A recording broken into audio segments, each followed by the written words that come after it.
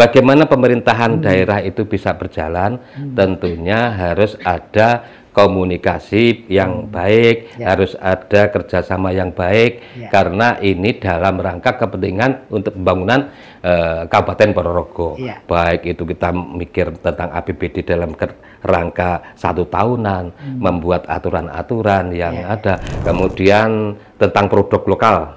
Produk lokal ini kan dalam rangka bagaimana tadi kan PKL, nanti ada monumen reok, ada tempat-tempat wisata yang lain yang itu muncul produk-produk. Bagaimana ini kita menyiapkan produk lokal, tidak dari produk luar. Ini nanti kan menjadi sebuah harapan. Sebenarnya kalau ngomong Ponorogo ini adalah pertanian, utamanya petani. Jadi sektor sektor utamanya ini pertanian. Ini tetap kita harus perkuat lagi, karena ini adalah lumbung pangan kita juga.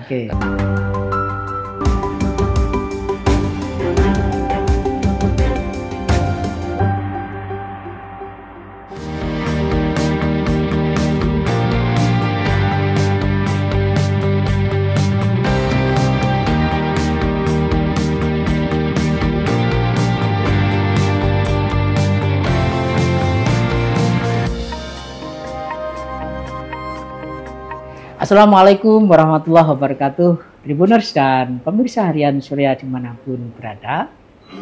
Sejak dilantik 1 September 2024, DPRD Ponorogo langsung tancap gas. Sejumlah gebrakan sudah dilakukan, dan untuk mengetahui apa saja yang sudah dihasilkan oleh DPRD Ponorogo setelah 4 bulan lebih, kurang lebih menjabat, bersama saya, Trimulyono, pemimpin redaksi Tribun Jatim Network, telah hadir Bapak Dwi Agus Prayitno, SHMSI, Ketua DPRD Kabupaten Ponorogo, yang akrab disapa Kambi. Assalamualaikum. Waalaikumsalam, Mas Sono. Sihat sekali ini, Pak. Alhamdulillah, seger. Kambi, ini sebelum kita ngobrol lebih lanjut, karena ini DPRD baru ya, baru 4 bulan nih Kambi ya. Kira-kira bisa dijelaskan komposisi fraksi yang ada di DPRD Kabupaten Ponorogo. Silakan. Ya, terima kasih sebelumnya. Selamat pagi menjelang siang dari teman-teman Tribun News Surya. Pada kesempatan kali ini kita bisa bertemu bersama-sama terkait dengan keberadaan yang ada di DPRD Kabupaten Ponorogo. Jadi kita dilantik pada 1 September 2024, tadi disampaikan ya kurang lebih 4 bulan berjalan. Nah, tentunya setelah dilantik ini hal-hal yang harus dipersiapkan dari DPRD Kabupaten Ponorogo, yaitu menyiapkan rambu-rambu atau tata tertib yang ada, dan alhamdulillah ini sudah berproses, tinggal penetapan kita kirim ke provinsi. Di tengah-tengah itu kita harus menyiapkan alat kelengkapan, di mana alat kelengkapan itu kan harus berangkat dari namanya dari usulan partai melalui fraksi. Di DPRD Kabupaten Ponorogo ini jumlah anggota DPRD-nya ada 45 anggota DPRD dengan komposisi ada 7 fraksi. 7 fraksi itu yang pertama fraksi Partai Kebangkitan Bangsa atau fraksi PKB, itu ada 8 anggota. Ada 8 anggota, kemudian fraksi PDI Perjuangan bersama PAN, di sana gabungan disingkat fraksi PDIP Mapan. Mapan itu bersama PAN, maksudnya begitu. Di PDI itu ada 7 anggota fraksi, kemudian dari PAN ada 3, digabung jumlahnya 10.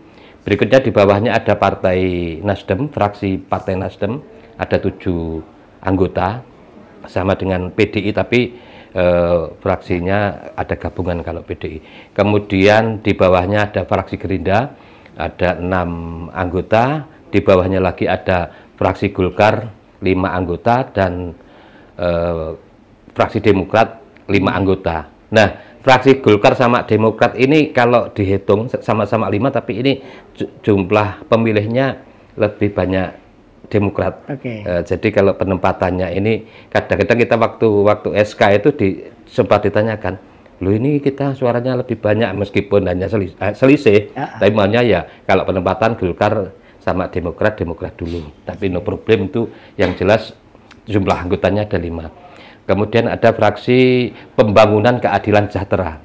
Nah, ini gabungan antara P3 1, kemudian PKS 3. Jadi total 4. Karena sesuai dengan persyaratan membentuk fraksi itu harus minimal sejumlah alat kelengkapan, jadi 4 orang.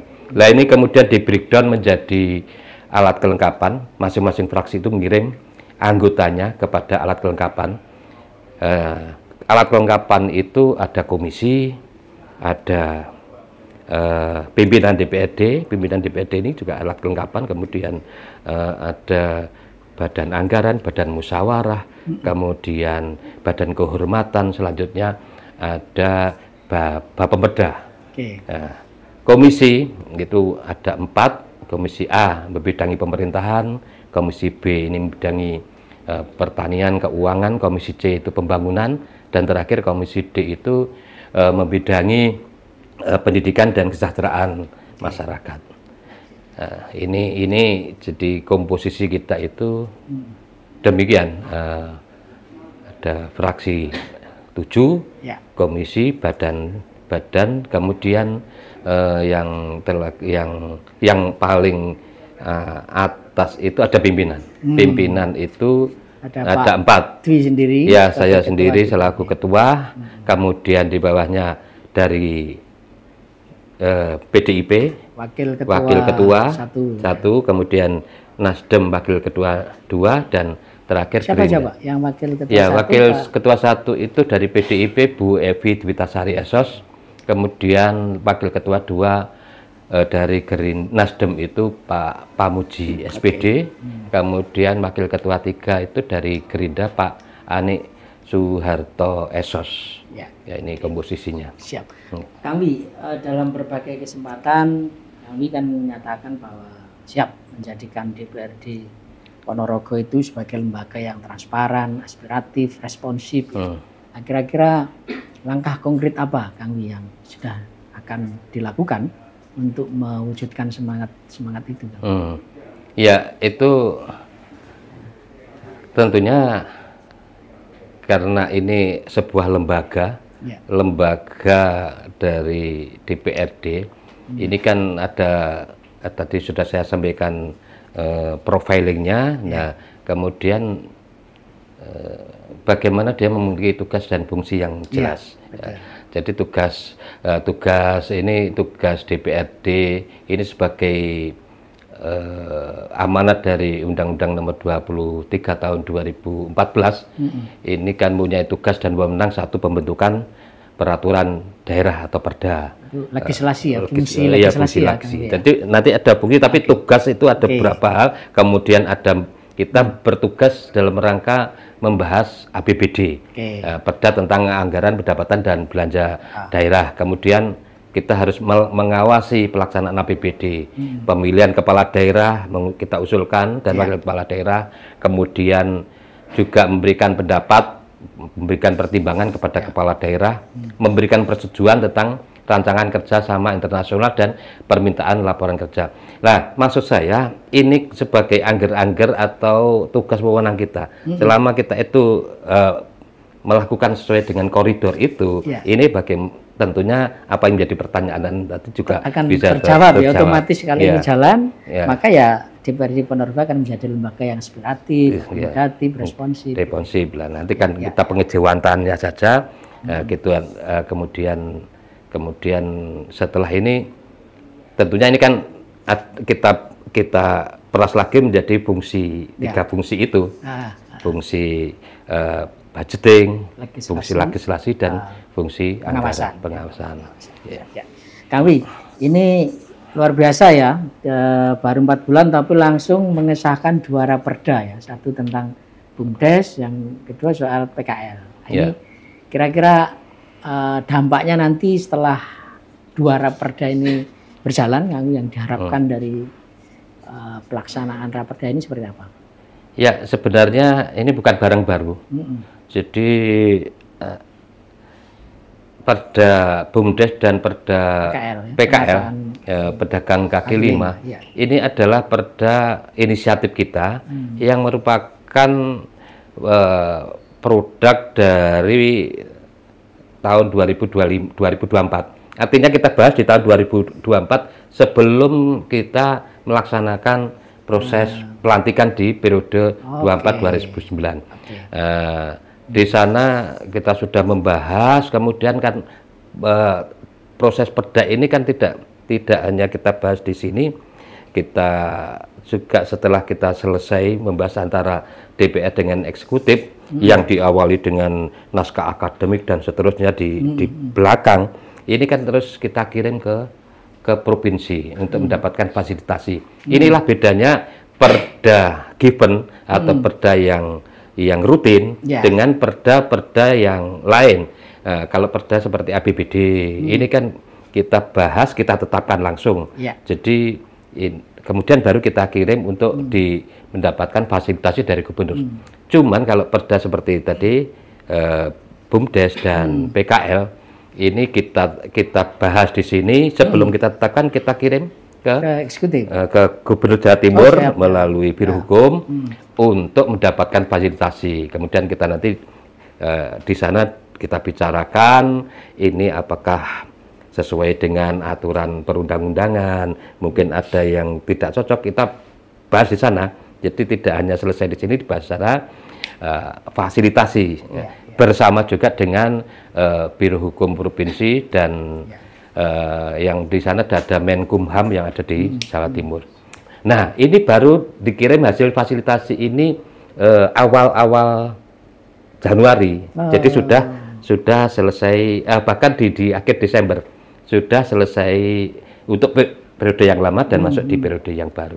Sehingga itu nanti kita proses lagi lewat Bapeda untuk kita tindak lanjuti dari hasil fasilitasi itu, dan alhamdulillah tanggal 13 hari Senin kemarin kita tetapkan perda inisiatif itu menjadi perda bersama dengan eksekutif tentang 2 raperda itu. Nah, di dalam 2 raperda ini sendiri sebenarnya kita juga tidak hanya sekedar satu, misal yang perda tentang pedagang kaki lima. Ini di dalamnya kita mengatur dan juga dan memberikan pemberdayaan. Jadi perda tentang pemberdayaan, pengaturan dan pemberdayaan pedagang kaki lima. Jadi tidak hanya ngomong kaki lima terus tidak hanya sekedar mengatur, wah perda ini nanti ketika sudah ditetapkan kita akan diatur bagaimana. Tidak, tapi kita juga mengatur bagaimana ini lebih tertib dan Ponorogo ini lebih tertata rapi, pedagang-pedagang bisa kita atur, dan juga ada pemberdayaannya. Kita di situ pemerintah daerah mempersiapkan tempatnya pertama. Tempat ini bukan domain kita, tapi nanti akan ditindaklanjuti lewat peraturan bupati. Ya, peraturan bupati, mana tempat-tempat yang bisa digunakan untuk pedagang kaki lima. Hanya kita membuat rambu-rambu di dalam perda itu. Satu hal, harus berjarak, misalkan jalan nasional 10 meter, jalan provinsi 7 meter, jalan kabupaten 5 meter. Kemudian jangan sampai di tempat ada rambu-rambu lalu lintas. Ini kita hanya membuat rambu-rambu itu, kemudian nanti peraturan bupati yang akan menyusun.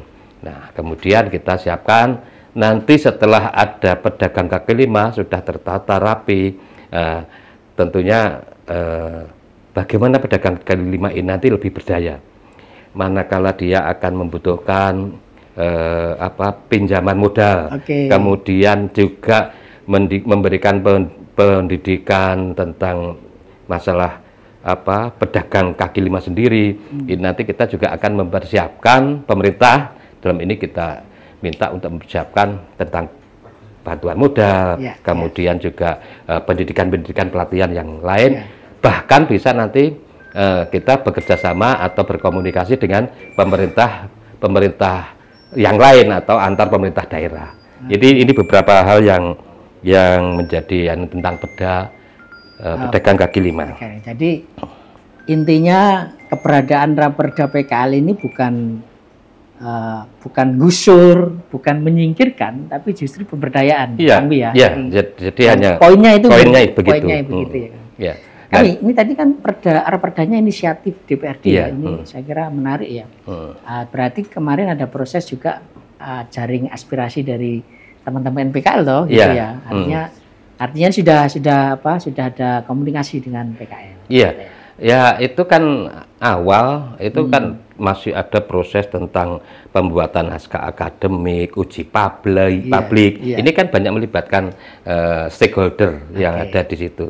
Kalau kita juga mengundang pedagang kaki lima, kita mengundang juga dengan perguruan tinggi, yang itu nanti berbagai masukan kita rangkum menjadi sebuah draft Raperda yang ini kita garap sebagai inisiatif DPRD. Ya.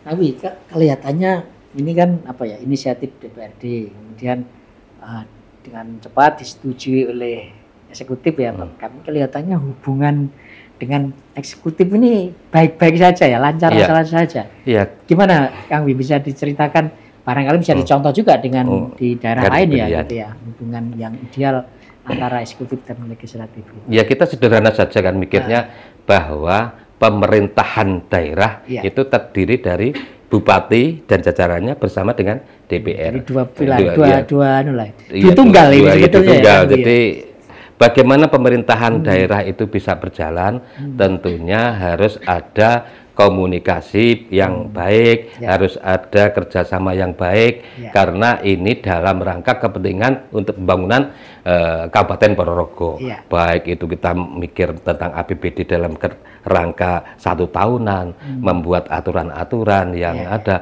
Nah, ini bisa tadi sampaikan kenapa begitu cepat. Sebenarnya tidak hanya inisiatif, perda yang dikirim oleh eksekutif pun ini ya sama-sama kita proses bareng. Artinya karena ini kita sudah bisa ada kata sepakat lah antara pemerintah daerah dan DPRD yang menjadi nama pemerintahan daerah ini, bagaimana bisa menjalankan pembangunan ini dengan sebaik-baiknya. Tidak bisa semaunya bupati dan pemerintahannya, tidak bisa semaunya DPR tanpa nanti ada kesepakatan dengan bupati. Berangkat dari itu ya satu kuncinya kita itu demi kepentingan Ponorogo ya kita mesti harus bisa bersama-sama. Toh yang terakhir ini kan kita sangat sepakat sekali karena belanja kita, APBD kita ini kan sangat minim sekali. Ngomong APBD minim, tentunya kita harus membuat sebuah inovasi bagaimana Ponorogo ini bisa berjalan tanpa ada sebuah ketergantungan yang murni yang ada dari pusat. Karena apa yang menjadi kebijakan di pemerintah pusat sendiri kan sekarang misalkan DAU sudah ada diatur, DAU spesifik, sudah ketentuannya sudah diatur. Jadi ini kita sangat terbatas sekali dalam rangka mengalokasikan kegiatan-kegiatan sudah untuk kegiatan masyarakat. Nah, ada keinginan bupati bagaimana nanti untuk sampai dengan akhir periodenya itu APBD kita 1 triliun. Tentunya kita akan PAD PAD 1 triliun. Nah, sekarang ini kan PAD kita sekitar 4,3, artinya masih jauh ya. Kalau ngomong ini naik sampai dengan 5 tahun ke depan, peningkatan ini kalau di buku rata-rata hanya sekitar 30-an miliar. Sangat gak nyampe ketika itu nanti sampai ke situ. Makanya kita apa yang menjadi keinginan bupati, ayo kita membuat bagaimana PAD nanti tambah dengan mempersiapkan lahan-lahan baru untuk mendapatkan PAD. Satu misal ini kan apa yang ada di Sampung dengan munculnya patung monumen reok itu yang fenomenal, viral di mana-mana. Dan viral dan konon itu kan di atasnya GWK tingginya. Nah, itu setelah ada bangunan di situ, tanah yang ada di sekitar yang dulunya itu hanya 50.000 per meter, sekarang ini tidak prosentasenya tidak hanya 100% peningkatannya, NJOP-nya juga begitu. Karena apa? Wow, ini akan menjadi tempat wisata. Nah, ini kan juga akan mendapatkan PAD. Nah, hal-hal yang itu nanti akan kita support. Yang jelas bagaimana Bupati juga bisa membuat terobosan dalam rangka menarik dana dari pusat, mungkin dari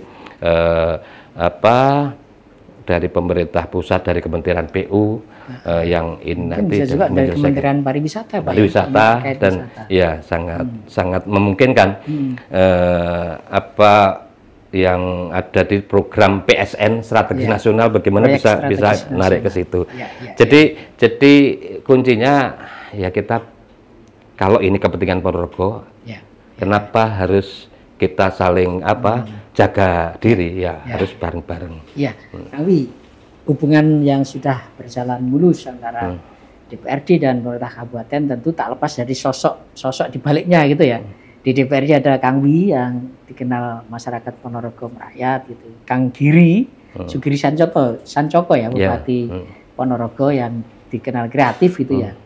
Secara personal hubungan Kang Wi dengan Kang Giri sendiri kayak apa, Mas? Iya, sebenarnya ini kalau saya ngomong secara personal antara Pak Giri dengan saya pribadi ini, kalau lahir itu dari rahim yang sama. Oh gitu ya? Dari rahim yang sama.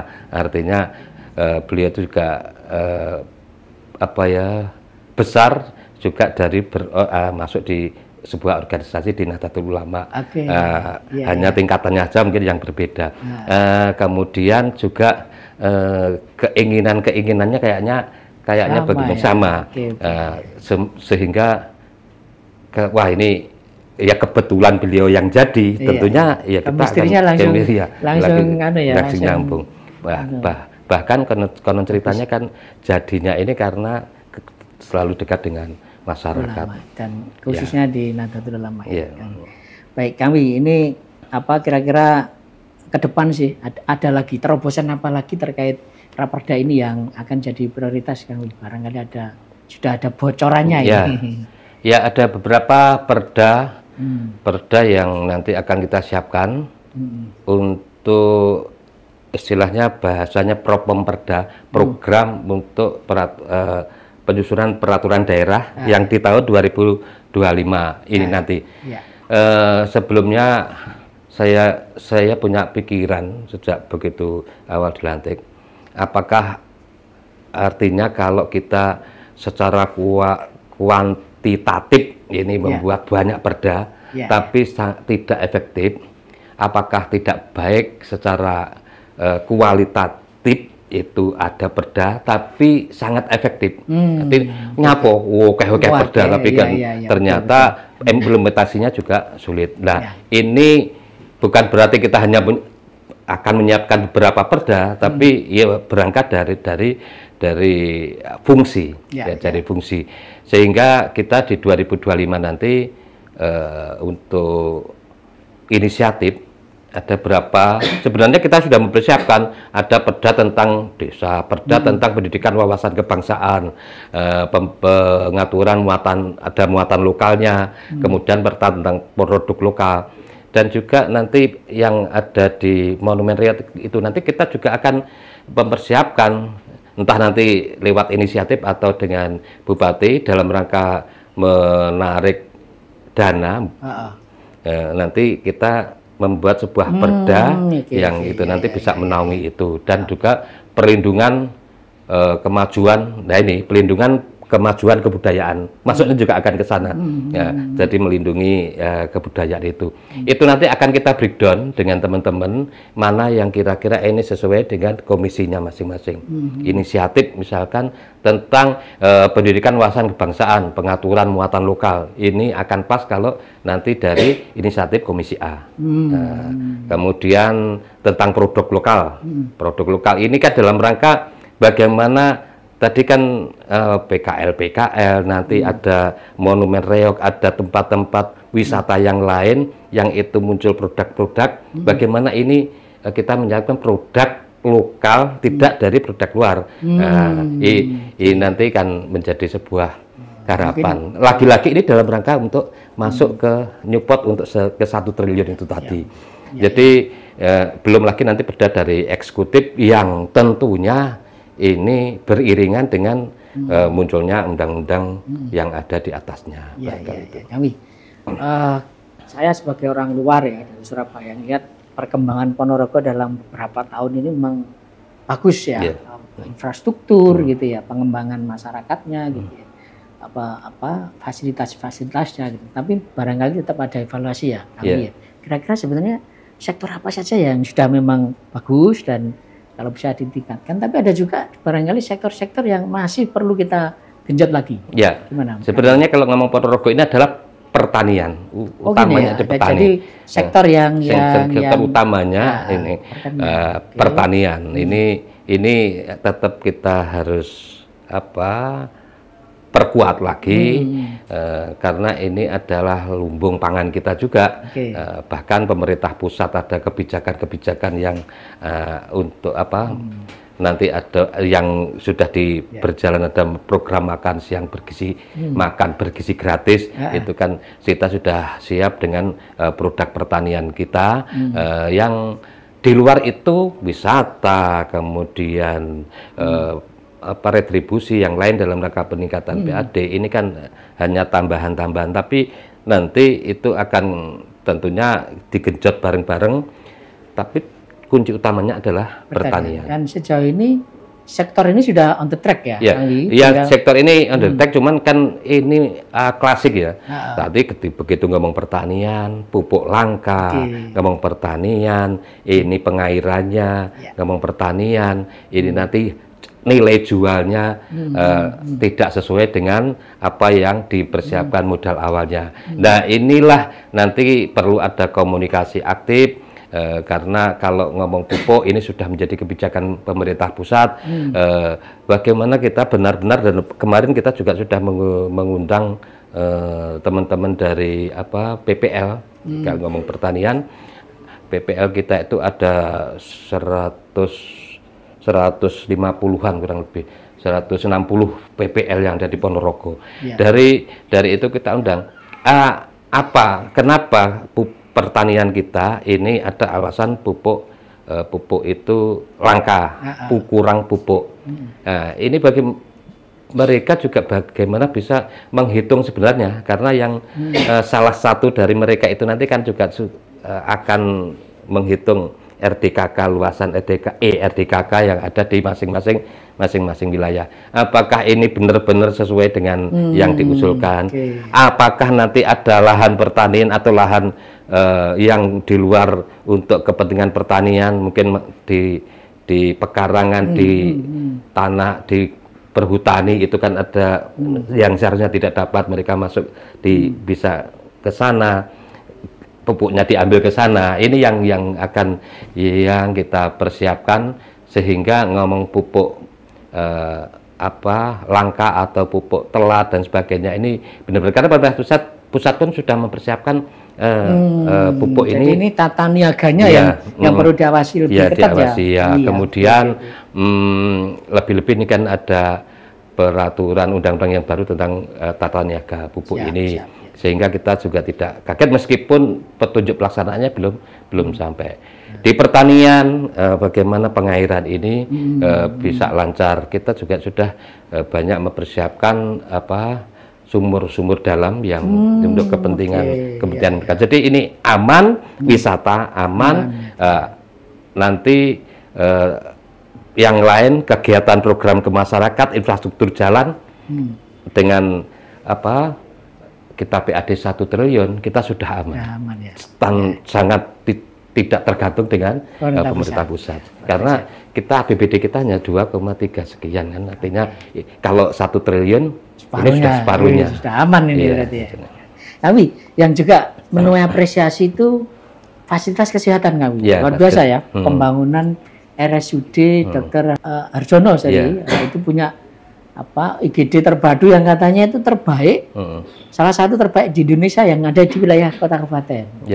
Itu barangkali ada komentar kami untuk sektor kesehatan khususnya ini. Sektor kesehatan, jadi ya kita bahkan ini yang baru setelah dari RSUD Dr. Harjono, kita juga ada RSUD baru lagi namanya RSUD Bantaran Angin. Oh, jadi ini berarti totalnya nanti berapa, Pak? Rencananya ada beberapa RSUD gitu? Ya, kalau RSUD dari pemerintah itu ada Harjono sama Bantaran Angin. Dan di luar ada pemerintah swasta kan ada Aisyah, ada Darmayu. Cuman kenapa ini menjadi terbaik? Ini kan juga ada BLUD ya yang menangani di situ. Blood untuk kebijakan itu anggaran kan ke situ. Nah, kemudian ini di Ponorogo ini juga yang Rumah Sakit Harjono ada apa ya? Yang spesialis kulit dan itu juga akan nanti kita juga yang tidak ada di RSUD lain ya di daerah. Sementara ini tempatnya kan di dalam. Saya kemarin sudah ngomong sama Bupati. Ini bagaimana orang-orang yang ibu-ibu muda, kan kalau perawatan kecantikan, perawatan itu rata-rata kan ngambilnya tidak di rumah sakit. Itu kalau mau ke rumah sakit itu kesannya, wah ini di tempat sakit. Nah itu kita bagaimana ditempatkan ke depan sehingga akan merasa, wah ini nanti menjadi jadi mak-mak yang ingin cantik datanglah ke RSUD di Ponorogo kira-kira begitu. Itu ini mudah-mudahan nanti bisa cepat direalisasikan. Jadi rumah sakit itu bukan tempat orang sakit, tapi orang sehat pun untuk di situ mempercantik di situ karena sudah ini spesialis kulit juga ada di sini. Tapi ini pemerintah pusat kan juga punya beberapa program ya dari pusat ya kayak makan bergizi gratis MBG gitu ya, dan mungkin ada proyek-proyek program-program pemerintah pusat lain yang harus dijalankan di daerah. Mungkin Mas Kangbi punya tanggapan kira-kira bagaimana ya biar sinkron antara program pemerintah pusat dengan daerah itu seperti apa? Idealnya seperti apa, Kang? Ya, jadi ini makan bergizi gratis ini salah satu program dari pemerintah. Ini salah satu, tapi ini sudah sangat beritanya kan sudah dan sudah ada percobaan mulai kemarin ya.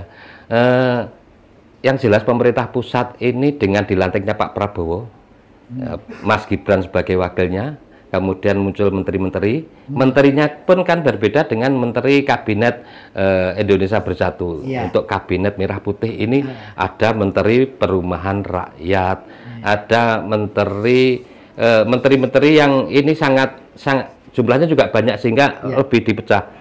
Di bawah biar ini sinkron, kita di daerah bahkan ini sudah kita siapkan di Propemberda, jadi masuk untuk pemecahan SOTK yang di PU itu kan ada pekerjaan umum dan perumahan rakyat. Itu nanti akan menyesuaikan yang di pusat ya, berarti menyesuaikan nanti karena menterinya berbeda, berbeda sehingga di sini nanti ada dinas PU pekerjaan umum dan ada dinas pemukiman dan perumahan. Nanti terus di sini ada nanti untuk pendapatan sendiri, sementara ini jadi satu untuk di BPKAD ini kan pengelolaan dan nanti ada dinas tentang pendapatan sendiri. Ini ya dalam rangka mengikuti yang ada di tingkat pusat.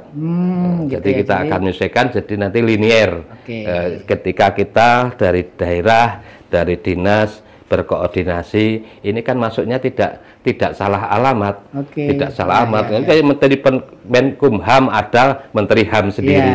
Jangan-jangan kita masuk ke Menteri Hukum, masuknya ke Menteri HAM yang satu bapak itu, kan jangan nanti nggak sesuai alamat. Ya, kemudian masuk di situ ada program makan siang gratis. Ini kalau ngomong program makan siang gratis ini kan ada ketentuan yang sementara yang ditangkap oleh pemerintah daerah, surat yang diberikan ini bagaimana bisa memberikan istilahnya untuk menyertakan anggaran ke program makan siang gratis. Belum wajib surat yang diberikan. Di tengah-tengah itu kita juga karena itu program pusat, tapi ada kebijakan-kebijakan lain yang mengatur tentang fiskal kita. APBD kita ini di 2025 sesuai dengan ketentuan di KMK 2024 40% harus disiapkan untuk infrastruktur. Oh, 30% tidak boleh lebih dari 30% untuk belanja pegawai. Pendidikan juga begitu, kesehatan juga begitu. Di tengah-tengah itu kita sudah mempersiapkan ada program makan siang, makan bergizi gratis ini. Nah, tentunya ini nanti ya kita akan menyesuaikan. Belum lagi tentang P3K, yang ini juga sangat menyulitkan pikiran kita karena tidak ada anggaran dari pemerintah pusat.